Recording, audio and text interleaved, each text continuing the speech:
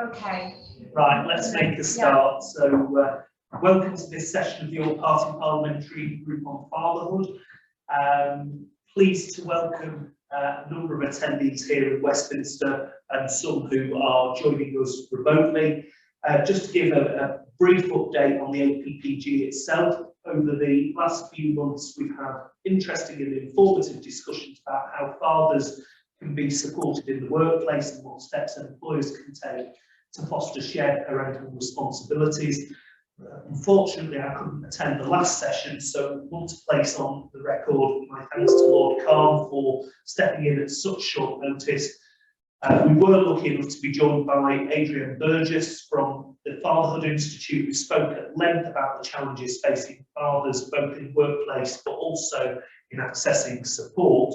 And with those conversations in mind, I'm very pleased that today we're joined by Tim Soper. Tim is a consultant at Aon Financial Services. He's chair of Dads at Aon and a champion for working dads in the insurance industry. Some of you may know that Aon actually won the Leadership and Culture Award at the inaugural Working Dad Employers Awards, and thanks to the work of Tim and his colleagues, they're leading the way in building a truly inclusive workplace. So without further ado, I'll hand over to you, Tim. Thank you very much, Mr. Chairman. So this is great. I'm in Parliament today, and I get to say next slide, please. Not yet, though. So just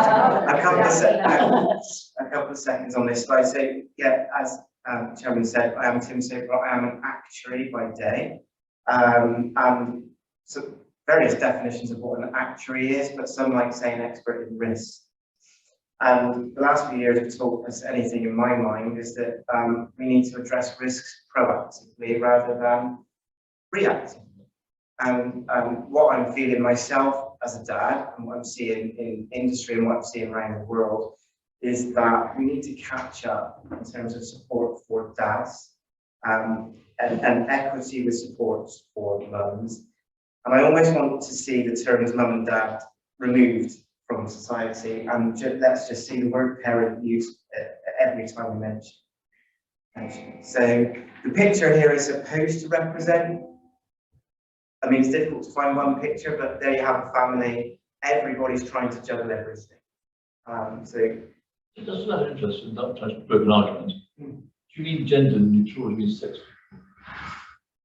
I mean, let's look at this. Let's treat everybody as a human. As a human. So next slide, please.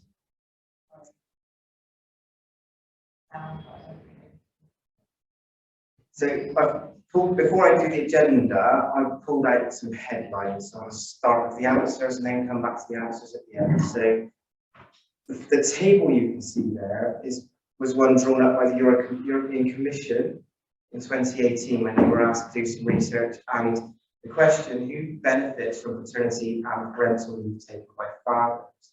I'll let you read the slide, but in summary, everyone.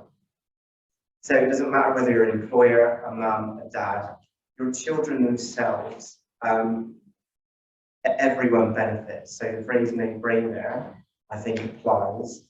That's certainly what companies are starting to see in this country. And also what nations are starting to see around the world. The three quotes I do want to read out. So the first two from the Fatherhood Institute. 80% of parents believe that maternity-paternity leave policies in the UK reinforce traditional gender stereotypes. Dad goes to work, mum stays at home, reinforces that message. 62% of mums surveyed say they felt that their partner struggled to create a bond with their new baby due to lack of time off. I would add to that by saying that I have heard some dads in the country saying that they didn't even know their children until the pandemic. Didn't know what their favourite food was, missing meal times, etc.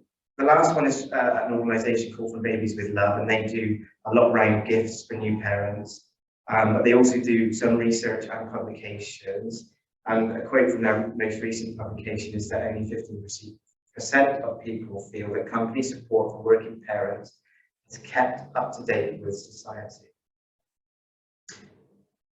So key takeaways from that, it's crucial for everybody, and companies and countries are moving fast with this stuff. So if we go to the next slide quickly.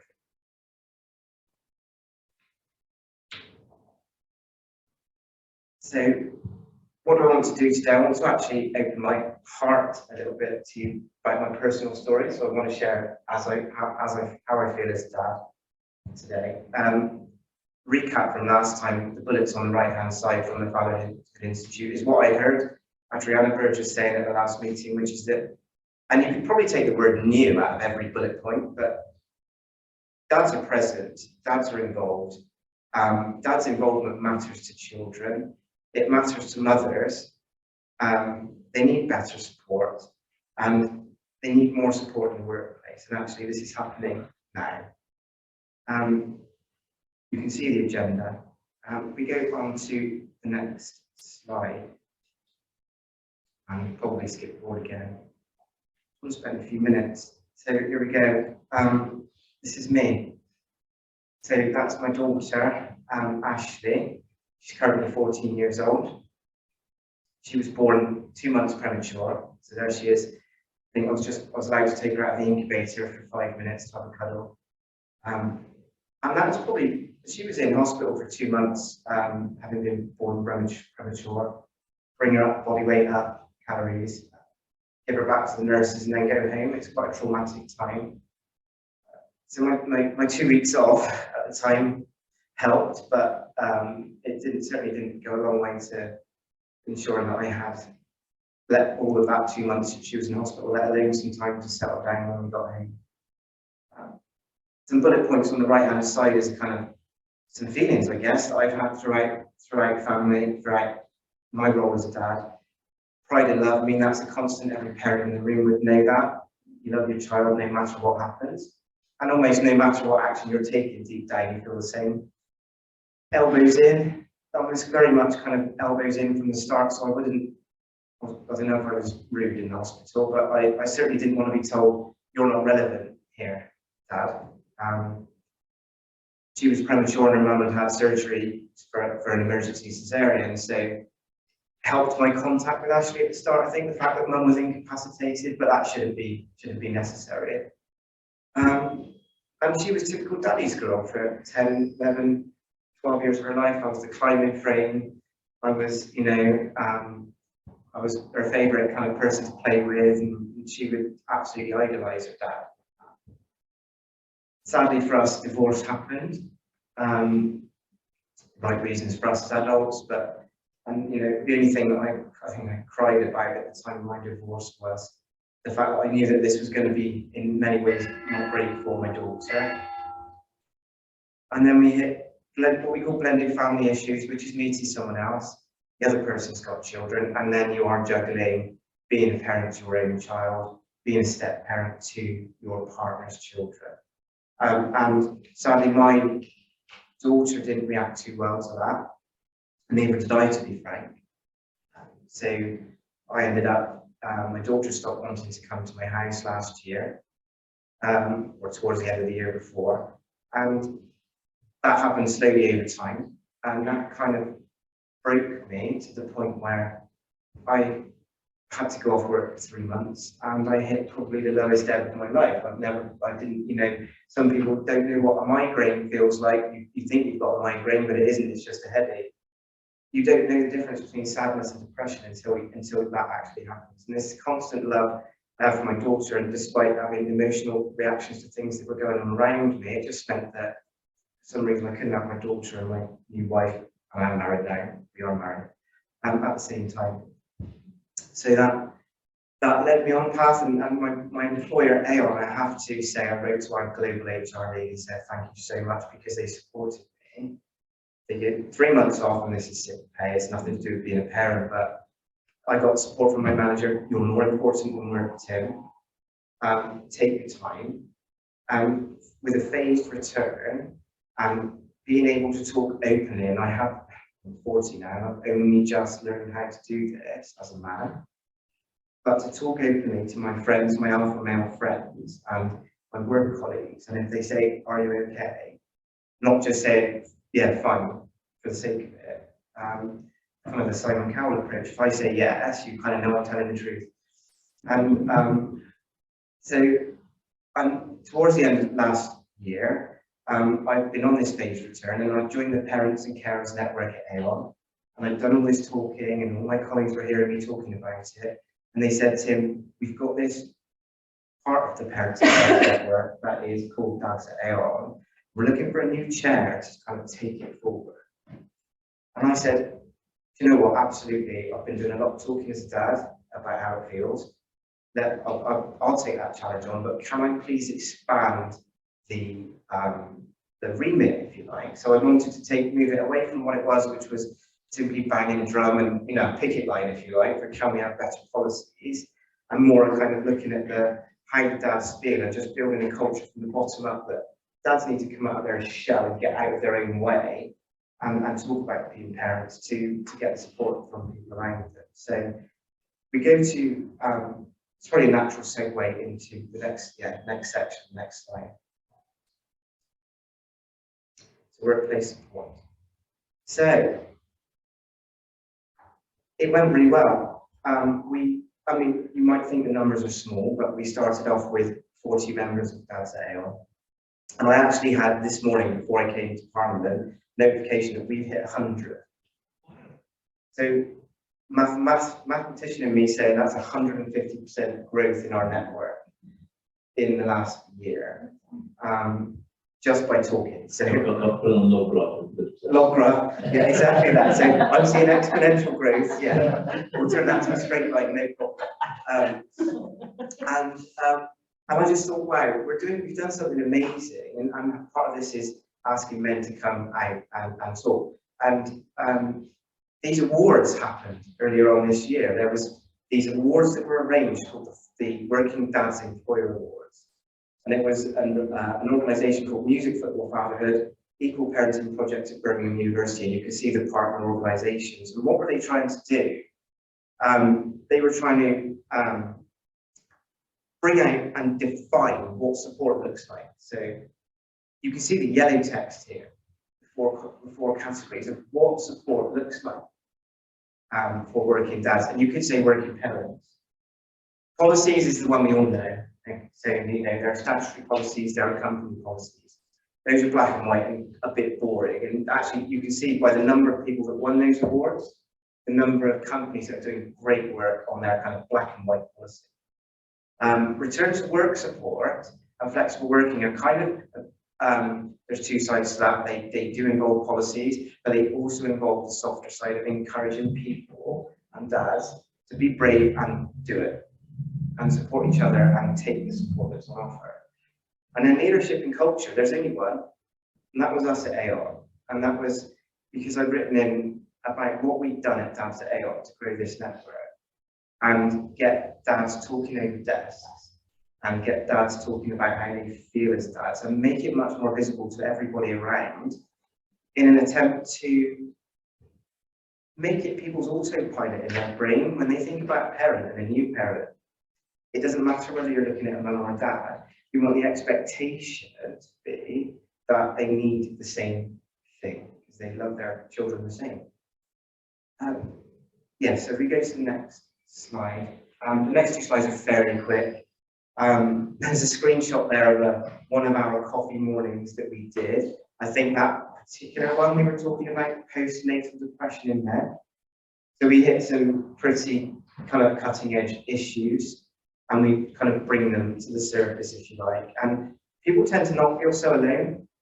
So even the ones that are not feeling able to talk in the group and be vocal, I get a sense that they feel not alone just by seeing other people talking and seeing other people's situations. So we have this, so we have the network, we do coffee mornings, we do events.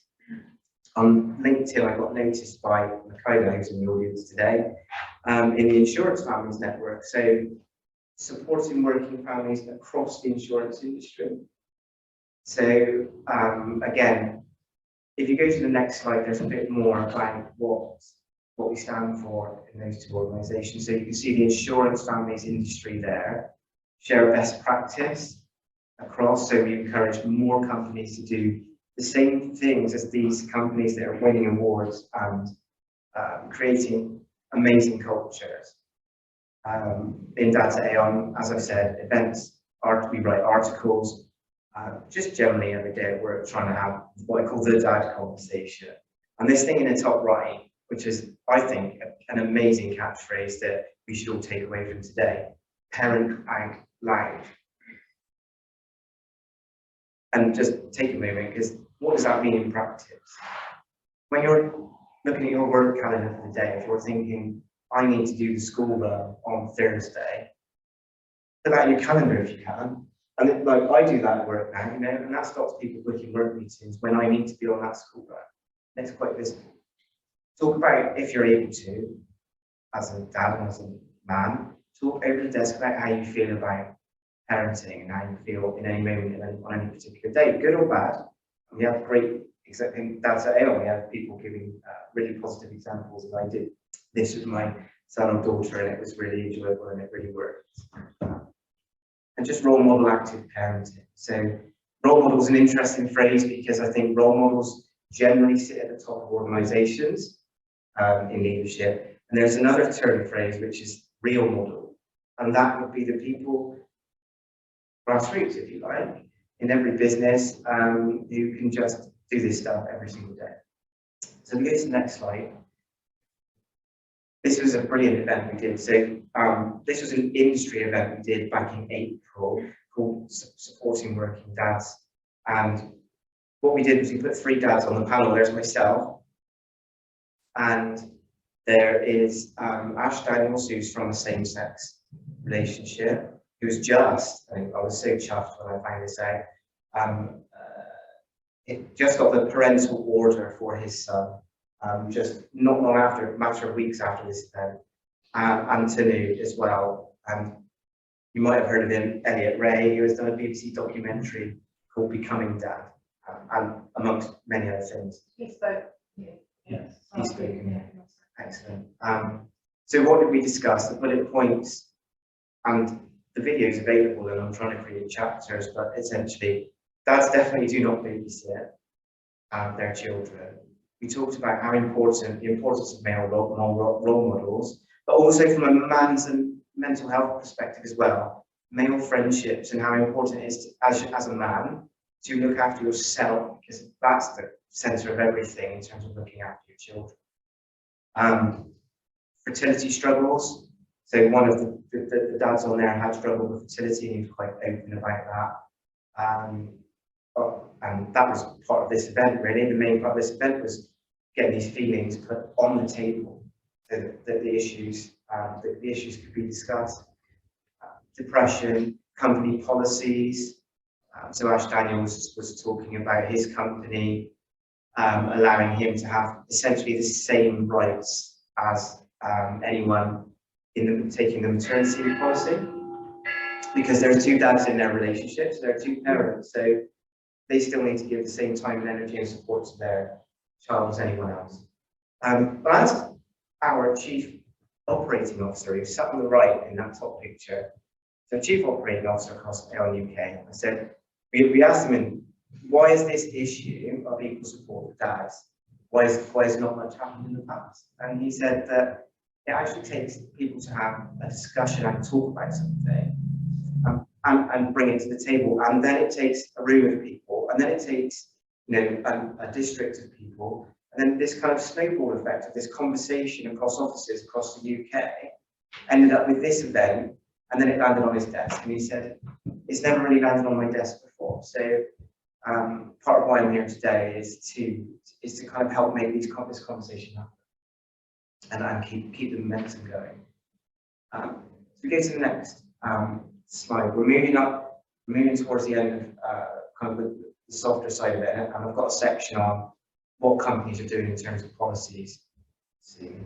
I did speak to John Lewis, so the retail company, John Lewis, about what they've done really well in terms of their company policy, and how did they convince their leadership to change what they do. And I said, did you consider cost? Did you consider the cost of equalising the policy? And their answer was, Well, actually, cost was not an issue. It wasn't the cost of doing it for us. It was actually, our leadership said, the cost of not doing anything,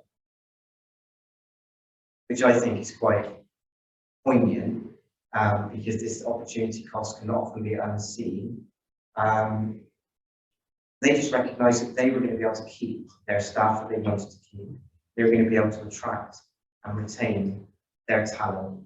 They could see the benefits in the long run of a gender neutral approach, which doesn't just support working dads, it supports working mums and children.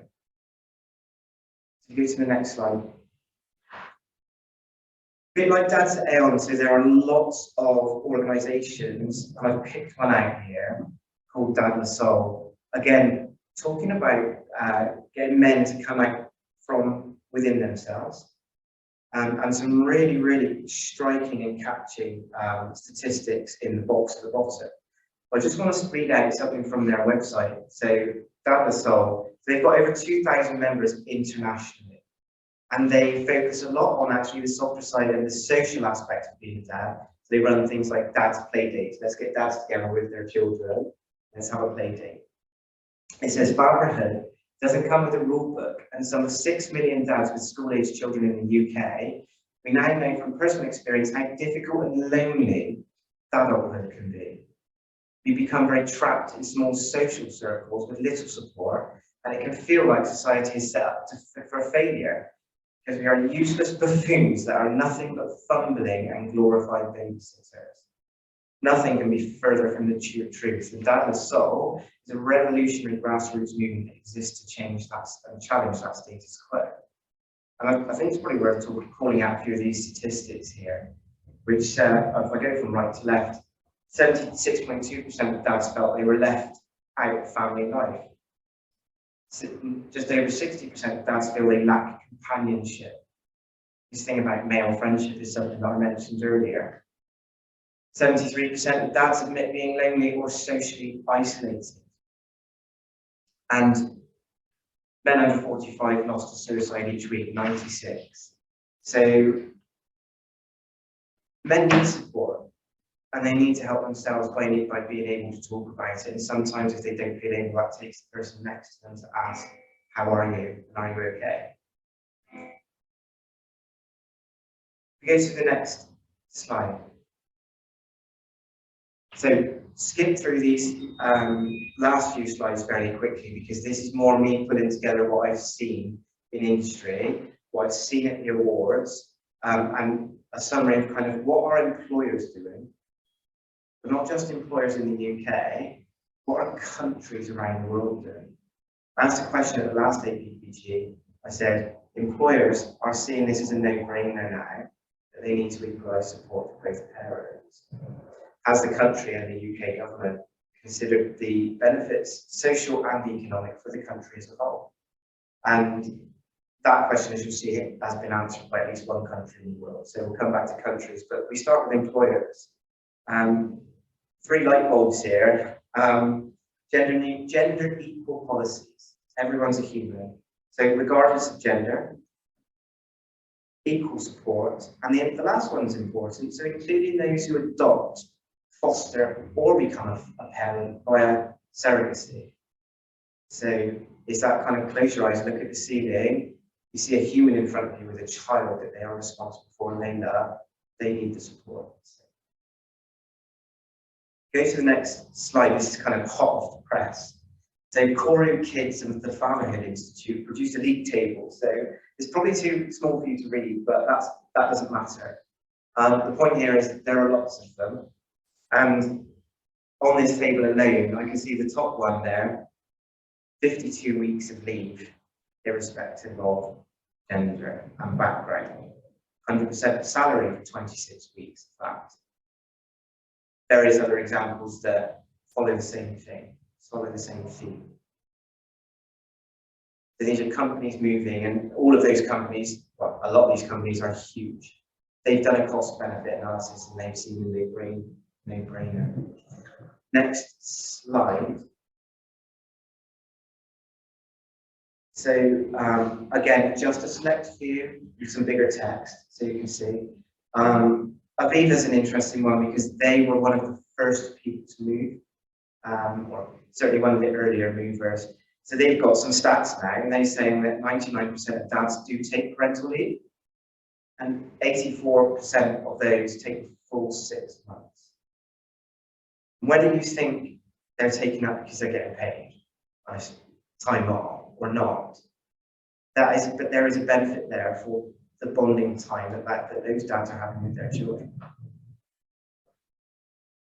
They're happier employees, they want to stay at Viva. So number of men and women now taking leave is almost equal, is an important point.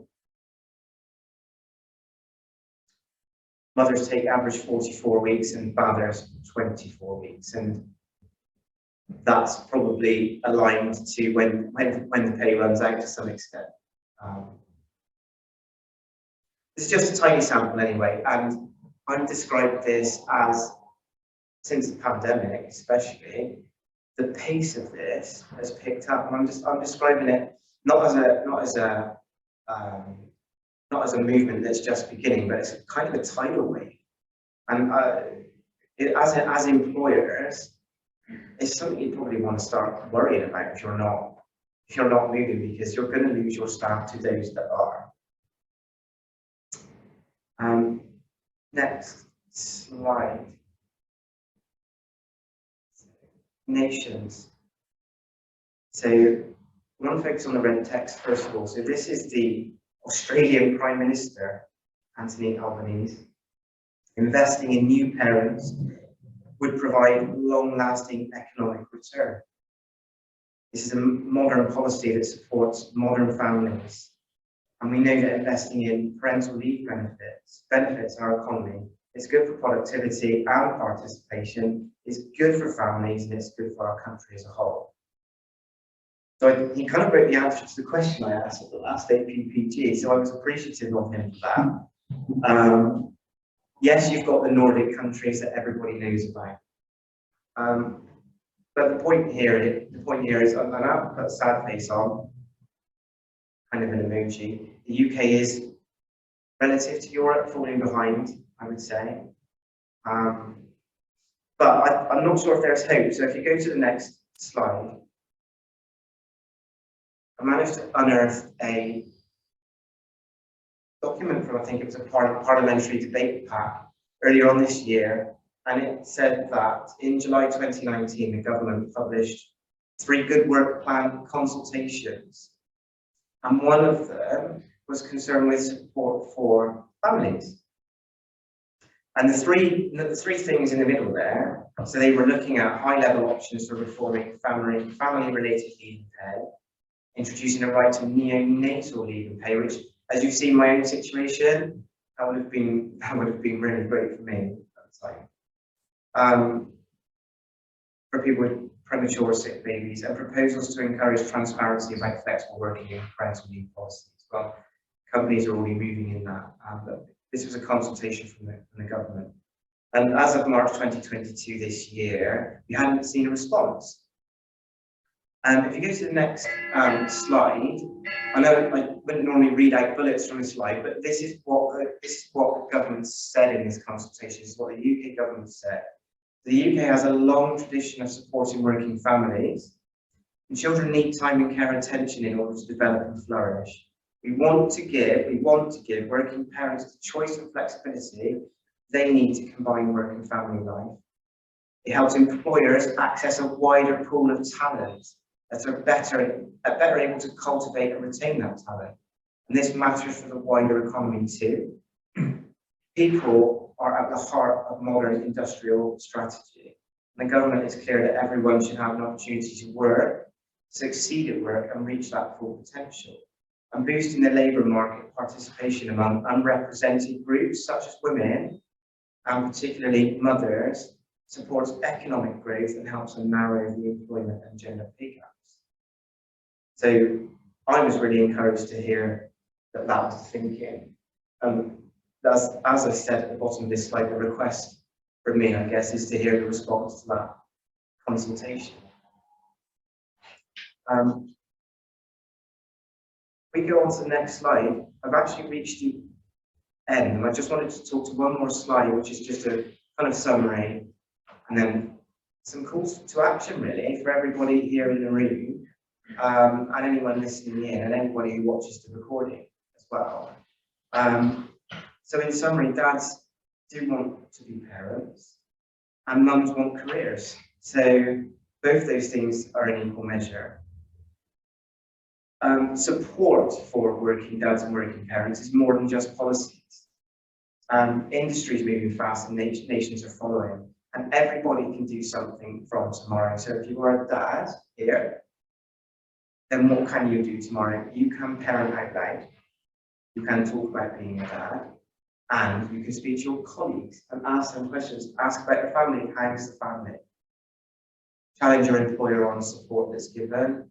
Have expectations. If you're a colleague, have expectations of dads as parents. If you're a line manager, one of your reports has told you that they're having a new baby, have the same expectations of a dad as you would of a mum.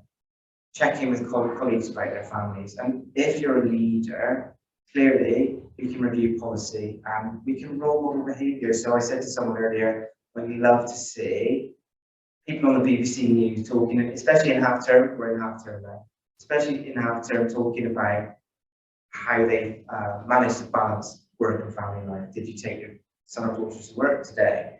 Have you had to work from home and work around the meeting to do it? Let's hear about some of the news.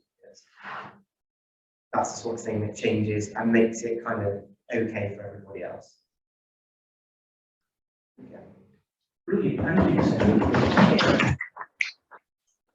And thank you for being so open about your own experiences as well. I don't know whether Peter or Steve, you've got any questions you want to ask of Tim? With lots of thoughts. Just as for amusement, when my PA was the first child and the new IPSA, Parliamentary Standards Authority, so compete for maternity cover and get them to say how they're going to pay for it. 2.5 weeks later, they wrote back saying they decided to pay for it from contingency fund, on condition she and I each signed a separate paper. So what's happening to this baby is neither foreseeable nor avoidable.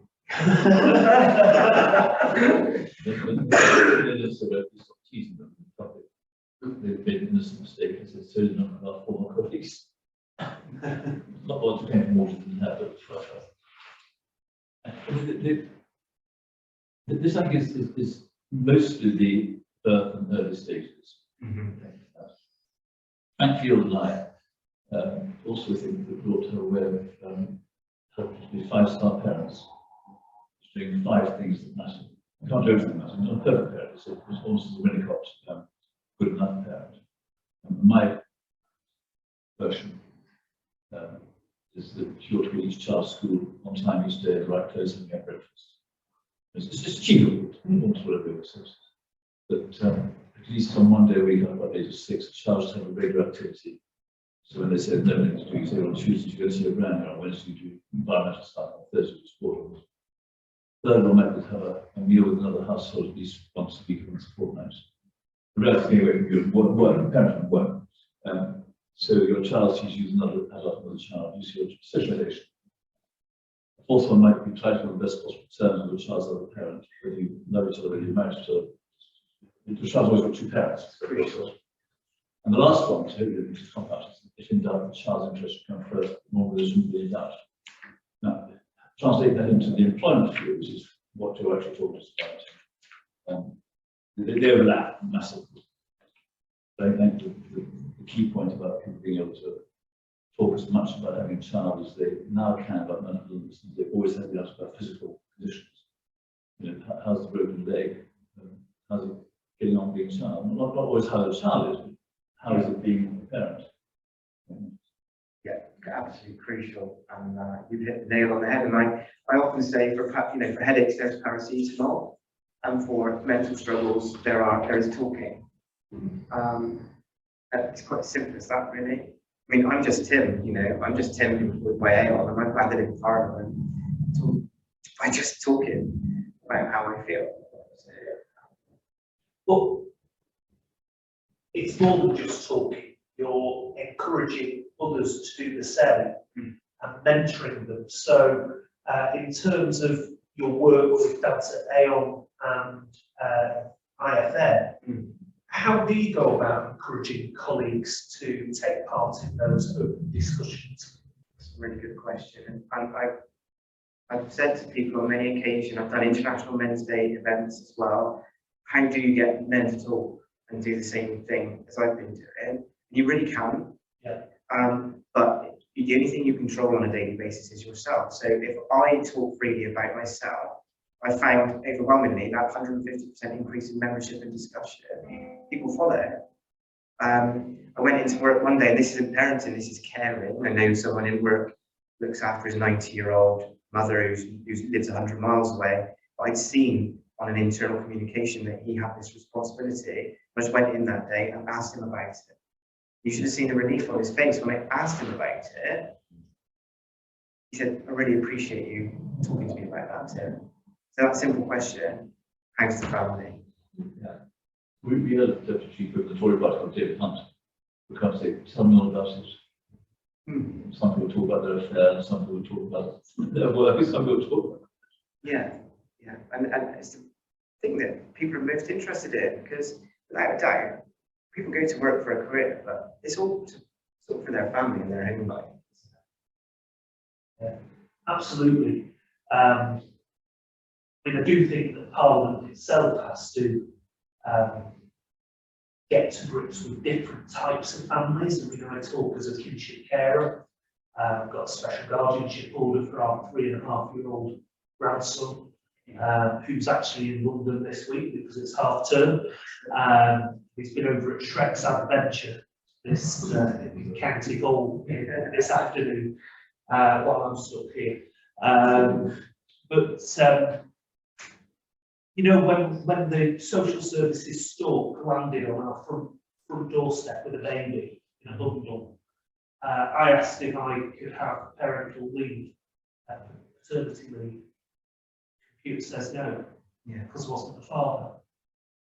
It doesn't matter whether I'm the father or not. I am. You're in a position where it's appropriate. Yeah. It might be sensible for someone to get Tim to try to do a page for the House magazine on the presentation he's given. Yeah, I think that would be with a my few pleasure. sources. Yeah, that would be good.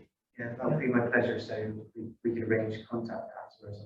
Yeah. I'll be happy to deliver that. Yeah. Is there any comments and questions online? Did they manage to hear us? Questions. I think the sound wasn't great, so that's a shame. Try and sort that out for the next meeting. There are a couple of comments. One from well, actually, someone's asked if we could go around the room and everybody introduce themselves, because I think maybe that's easier. Yeah. Okay. I'm Andrew Gwynn, and I'm the chair of the APPG and member of Parliament for Denton and Renish in Greater Manchester. Hello, my name is Mara Rosenayol. I'm a PhD researcher from UCL, and I study fathers and parental leave and how workplaces interplay fathers' parental leave take up decisions. That's So myself, I'm Tim Soper. I'm an actuary from Aon. I'm Steve McCabe. I'm the Member of Parliament for Selly Oak in Birmingham. Same question, social worker. I was once upon a time, yes. She's lost in the eye. This issue's first debate on family policy in about 1977, when it wasn't a thing in the index on it. Most people thought it was demography, but I thought it was effective family functioning. I kept up the interest.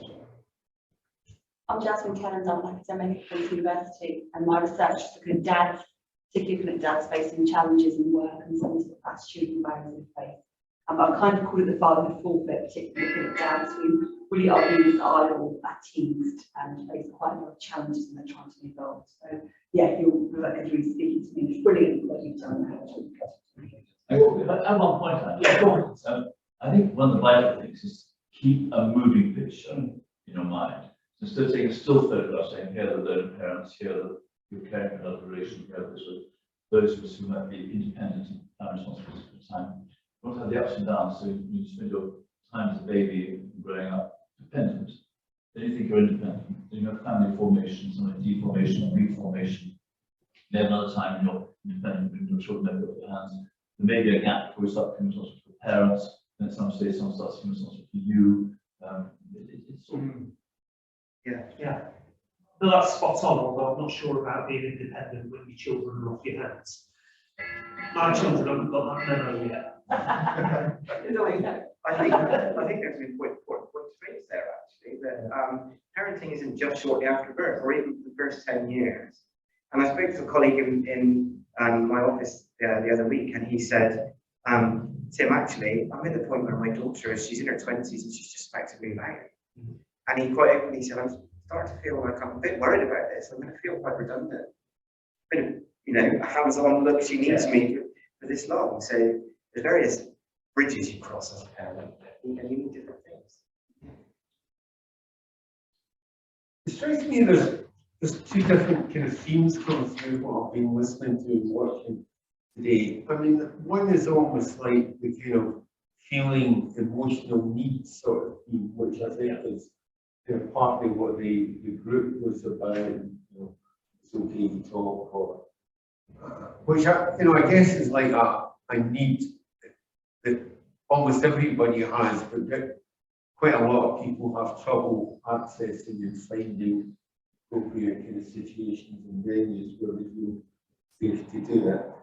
And the other is somehow about how the work situation can learn to accommodate some of the other needs of parenting, which I mean, you said at the beginning, they're all human parents. I mean, I get the sense that it's interesting to hear about the progress for fathers, but I mean, there's plenty of work situations for mothers who don't even come near what you're describing. And then there's lots of young fathers and mothers who don't come remotely near understanding what it is to be a father or a mother, and their need is much further back. Or you know what I mean?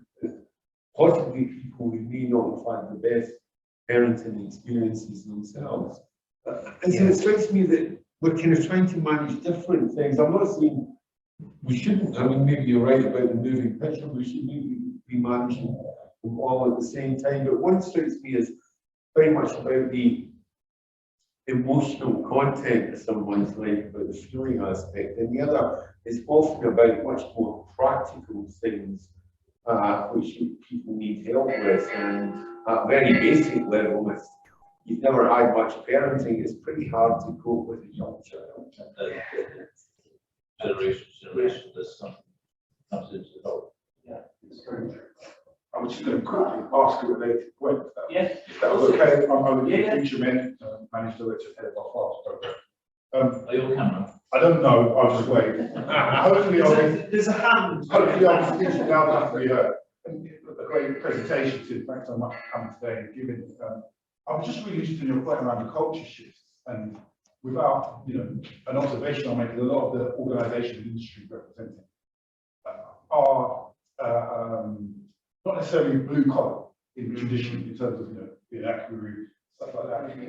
How do you think we're going to advance this agenda of employers and employees in more male dominated workplaces? Construction industry maybe, post office, different sectors where maybe some of the more traditional male cultures still exist. How do we, is it just simply finding champions who are willing to give their own stories and talking, or is there, and is class a factor in this? Well, I think that's a very good question, and one probably where we could almost invite a talker for the next meeting to do a whole hour on that. Yeah.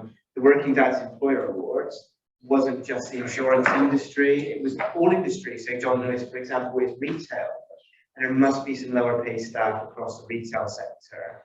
I take the point about construction, etc. And I'm not sure what the answer is for every single industry, but I know research is being carried out by the Birmingham University, which took the award. So I think that would be worth something to having a deeper look at. But one thing that does strike me is, yes, the companies, a lot of the companies listed would be employing kind of white collar workers, financially aware people, well-paid people. So we have to be careful, I guess, in society that we don't create a divide between the ones that are lucky enough to, privileged enough to work for these employers that provide this support and the ones that rely on statutory. And that's probably poignant enough. You don't want to create that divide. Thank you. Said this. Yes, Maureen wants to make a comment, so can you unmute yourself, Maureen? Yeah, hi, can everyone hear me? Yeah. Yeah. Yeah, great. Okay, just to say thank you very much for the opportunity to speak this afternoon. I wanted to pick up as well on, I think it's really important for employers to recognise the impact on working dads that when they're actually separated from the mother, is to ensure that they still have the time off in order to be fully supportive with the children's lives. I think especially as well, if most parents, most fathers especially, are wanting 50% shared care nowadays, it's very, very difficult for them to get this. And it could be because they're probably paying for 2 homes, they've got child maintenance to pay for, they might be on shift work. So it's really important that employers are on board with this to say, yeah, okay, you can go off and have this time with your children. And I think what's most important as well, and I think this was something that Tim mentioned as well, that it is very, very difficult in the culture just now for fathers to have that full relationship with children once they separate. Sometimes the mothers don't agree with that, and therefore the father then has to go through family court in order to see a child that they've been fully involved with in their lives and totally love. They're up against false allegations, which then when they're told that, you know, it's not true, that there's no fault against the mother for bringing these false allegations. The family court is very secret. It's way, way behind in seeing these cases. So that bond with the father becomes the norm, that children aren't seeing their fathers. So it's a really, really huge, big, different customer journey out there, or a journey that the father's got to have. And I think we've really got to get the employers on board with those fathers that, yeah, okay, might be in a really good relationship with the mother, but there's ones that aren't, and therefore they've got to be supported as well, because I think it's good for society and good for the children that both parents matter in a children's life, and we've got to do that as a government and as a society. Thanks a lot, Maureen. Do you want to just come back on that, Tim, and then we're going to have to wind Yeah. up because we've only got this room. Just yeah, and that's a really good point, and almost to pick up that point, and again back to what Owen was saying about any industry as an employer, I was just thinking that actually this culture that we've created didn't cost anything; it was absolutely free. So it's doable for everybody tomorrow, and you don't have to have a policy written tomorrow to directly support dads, to just have conversations with them and recognise from the top of the business that those family relationships are important to you as an employer. That's free. Peter, did you want to? No, thank you. No. Excellent. Well, thank you, Tim. Thank you to Future Men for hosting us again and looking after us. And thank you to everybody online. I'm sorry if the sound wasn't great, but we could hear you, Maureen, perfectly. But, we'll be in touch with the details of the next meeting fairly soon. Thank you. Thank you. Sure.